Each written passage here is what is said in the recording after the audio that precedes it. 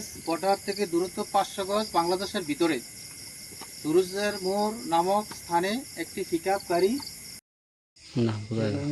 আলো দিয়ে করে সবজি নিয়ে ঝাপসা করেছে কতগুলো 18টা আমরা এই বাইরেটা একটু চেক দিব মালিককে ডাকি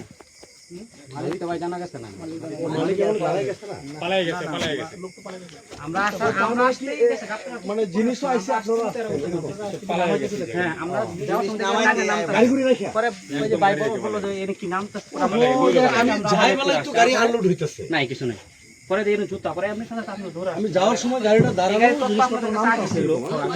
মানে এই গাড়ি আসবে এই তো আপনারা ছিল লোক সেট করে দিলাম হ্যাঁ মানে এই তো তোমরা বলছো ভাই এটা আমাদের আগে ছিল লোকটা না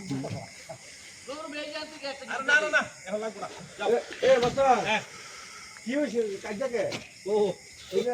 রাসেলটা যাবে লাগে দোয়া নন কোন জোর দোয়া দরকার বাড়িতে আচ্ছা এর নাম নেমে না ওকে এবার ভিডিওটা রাখ এবার একদম 100% এবার এইগুলা এ করা সবগুলো এসে বসে 1176 এর 5S বর্ডার থেকে দূরত্ব 500 গজ বাংলাদেশের ভিতরে তুরুজের মোড় নামক স্থানে একটি পিকআপ গাড়ি তল্লাশি করে এটার ভিতরে আমরা 18 ড্রাম হাইড্রোজেন ক্লোরাইড জব্দ করি এবং একটি পিকআপ গাড়ি সহ সাথে জব্দ করতে সক্ষম হই।